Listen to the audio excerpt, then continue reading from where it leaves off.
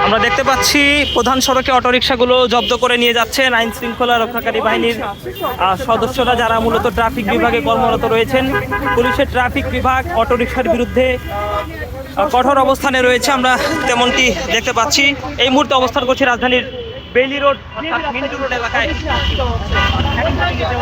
আপনাদের যেমনটি জানানোর চেষ্টা করব যে এই মিন্টু রোডেই কিন্তু এখন পর্যন্ত সর্বমোট 10 থেকে 15টি অটোরিকশা জব্দ করেছে আইন শৃঙ্খলা রক্ষাকারী বাহিনী।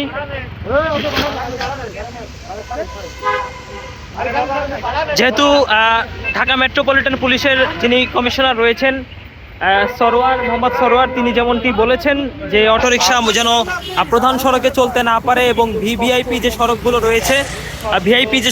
রয়েছে সেই সড়কগুলোতে যেন উঠতে না পারে। বিকাশ পেমেন্টে 10,000 টাকার বেশি অফার, শপিং চলছে তো। আমরা দেখতে পাচ্ছি যে একজন ট্রাফিক সদস্য এই অটোরিকশাগুলো অন্যদিকে সরিয়ে নিচ্ছেন এবং আটক করা হয়েছে এই অটোরিকশাটি। এবং এর পাশেও কিন্তু আমরা দেখতে পাচ্ছি বেশ কিছু অটোরিকশা এখানে রয়েছে। মূলত যেসব অটো চালকরাই প্রধান সড়কে আসছেন তাদেরকেই কিন্তু এই জব্দ করা হচ্ছে তাদের এই অটোরিকশাগুলো, এবং পুলিশ সদস্যরা প্রধান সড়কেই অবস্থান করছেন, অটোরিকশার বিরুদ্ধে তারা ব্যবস্থা নিচ্ছেন। তেমনই চিত্র আমরা দেখেছি। প্রধান সড়কে অটোরিকশা ওঠায় পুলিশ সদস্য এই অটোরিকশাগুলো নিয়ে যাচ্ছে। আপনি এরকম আচরণ কেন করছেন? এই প্রধান সড়কে তো অটোরিকশা ওঠা নিষেধ, আপনি কি জানেন না? ভুল তো প্রতিদিনই হচ্ছে আপনাদের।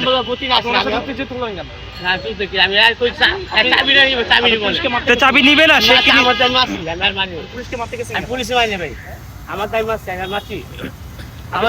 এখানে সবাই সাক্ষী আছে। মারতে গেছে না? আচরণ কেমন হচ্ছে? আচরণ কেমন এটা বলে। আমি কি আপনার পক্ষ থেকে ওই আচরণ আশা করি কখনো? ভাই আপনি ওইভাবে ওই আচরণ আমি প্রাপ্য আপনার কাছ থেকে। আপনি পুলিশকে মারতে গেছেন, মানে উত্তেজিত আচরণ কেন করলেন? উনি তো উনার যেটা কাজ সেটাই তো করছেন।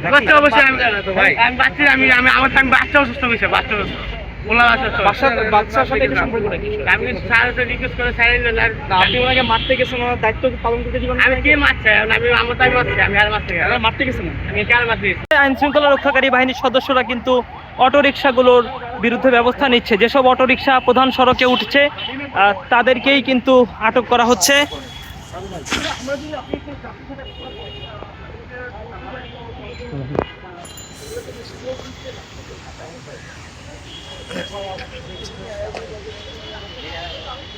আমরা দেখছি একজন ট্রাফিক পুলিশ সদস্য প্রধান সড়কে অটোরিকশাটি যাত্রী নিয়ে ওঠায় সেটিকে কিন্তু আটক করা হয়েছে।